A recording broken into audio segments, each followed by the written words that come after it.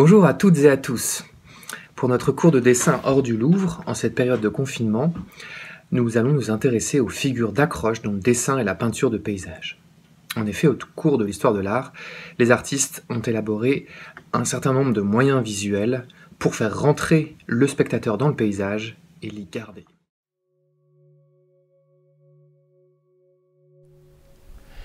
Il y a d'abord la fameuse fenêtre, utilisée abondamment dès le Quattrocento, qui permet de creuser une profondeur de champ et présenter le paysage comme dans un écrin. Métaphore de la vision, s'il en est, la fenêtre redouble le cadre du tableau et contient d'emblée la métaphore de la paupière, de l'intérieur de l'œil, de la camera obscura, de l'atelier, de l'intériorité humaine et de l'âme. Le cadre dont le cadre, par sa coupe serrée, rend d'autant plus présente l'étendue qu'on ne peut voir sur les côtés et qu'on nommera plus tard, à l'ère de la photographie et du cinéma, le hors-champ.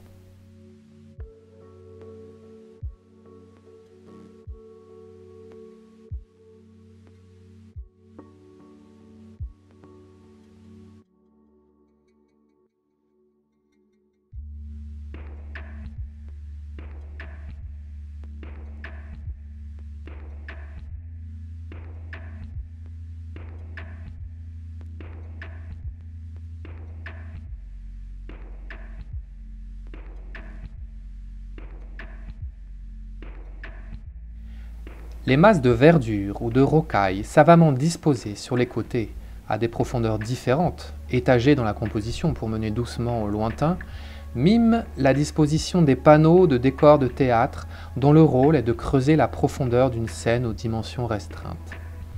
Utilisé abondamment entre le XVIIe et le XIXe siècle, cet artifice culmine chez des peintres comme Nicolas Poussin et Claude Lorrain, qui l'épuisent déjà par des dispositions, variations, dont le renouvellement repose sur de multiples études de plein air, au lavis ou au crayon.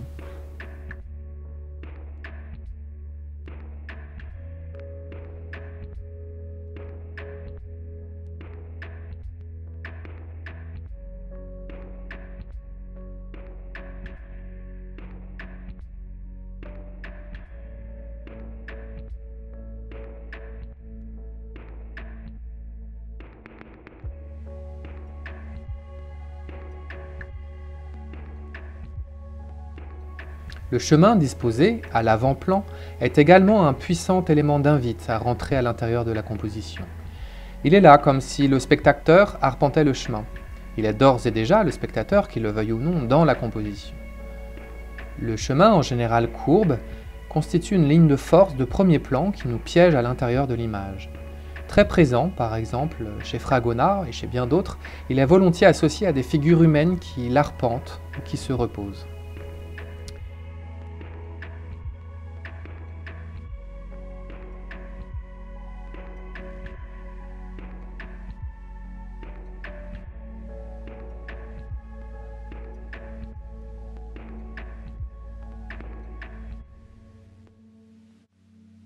La figure humaine est elle-même un élément d'invite très puissant par l'attraction que représente naturellement pour chacun de nous la moindre silhouette d'un de nos congénères. Dans un paysage, la silhouette humaine se remarque particulièrement par sa rareté relative, et elle est inscrite comme un bijou dans un écrin par les artistes du XVIIe siècle et du XVIIIe siècle qui les placent volontiers au premier plan de leur composition. Alors que chez un peintre comme Poussin, elles sont des protagonistes de l'histoire à part entière, elles n'ont progressivement, au XVIIIe siècle, plus qu'un rôle de faire-valoir.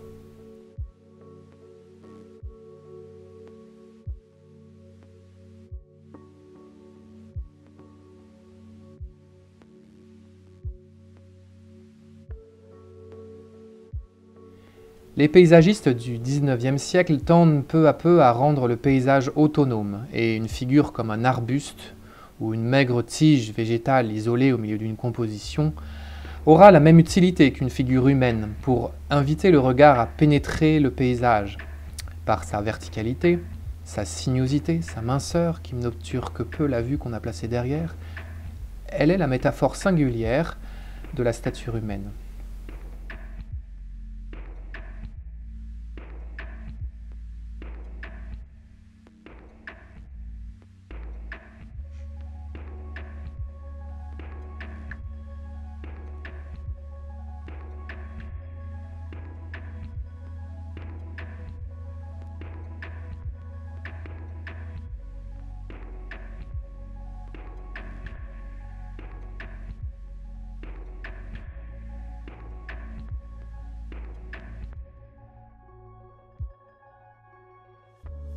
Des objets placés singulièrement en évidence sur une stèle ou un rocher ou un piédestal sont une énigme posée au spectateur. Vestiges archéologiques ou accessoires métaphoriques ou allégoriques, ils arrêtent le regard, le fixent au pied de la composition et, relayés par la disposition savante des masses de l'arrière-plan, piègent le regard dans la composition tout entière.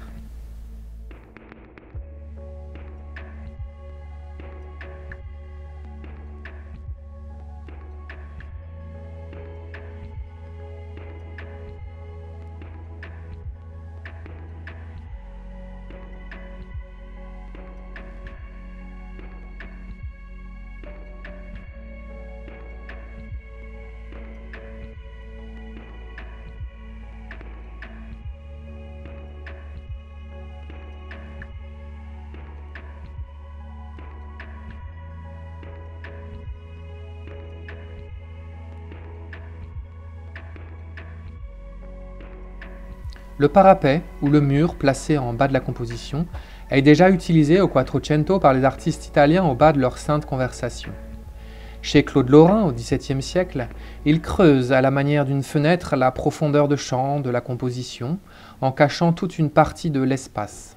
On passe donc de cet élément familier à l'étendue atmosphérique du paysage, bien au loin. Chez Caspar David Friedrich, la petite porte entr'ouverte du muret accentue l'effet fenêtre et confère à l'obstacle la dimension religieuse du passage vers l'au-delà par l'étroite porte.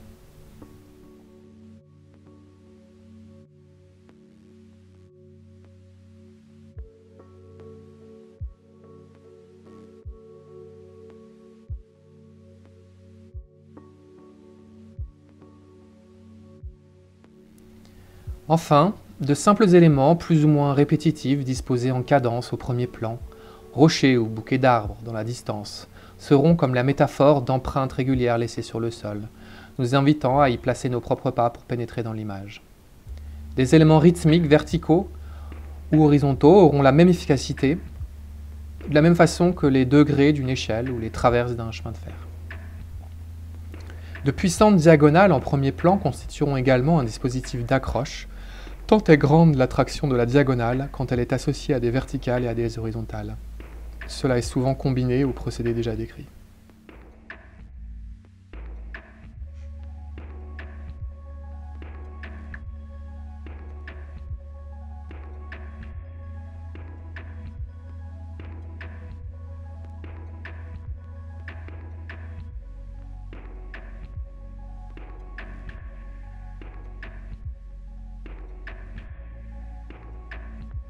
À présent, on doit se poser la question, peut-on se passer de tous ces procédés dans un paysage? Mais bien sûr, et cela a été fait. Mais le simple fait de n'utiliser rien de tout cela pour créer une accroche de premier plan constitue en soi un procédé.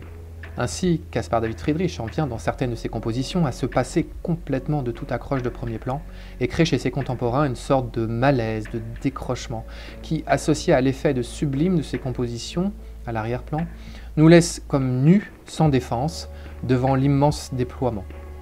Le paysage cesse ainsi d'être un paysage d'agrément, et il trouve des notions d'effroi.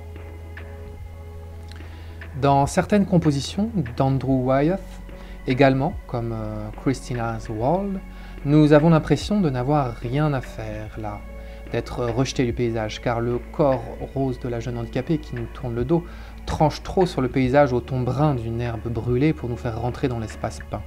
Par ailleurs, la courbe que forme son corps au bas de la composition nous en interdit l'accès, et nous sommes obligés presque d'enjamber ce corps avec l'impression étrange de lui faire violence. Nous avons affaire ici à une sorte d'anti-figure d'accroche. Et cependant, nous pénétrons quand même, bien sûr, mais en violation d'une défense qui nous a été faite, inaugurant le malaise qui ne nous quittera pas à la contemplation de ce tableau. Je vous propose donc de composer à votre tour d'imagination des paysages selon ces procédés d'accroche qui ont fait leur preuve au cours des siècles. Et vous pourrez les combiner entre eux comme vous voudrez, et vous pourrez aussi vous en passer tout à fait, comme d'autres l'ont fait. Je vous dis donc à bientôt pour une prochaine vidéo en période de confinement.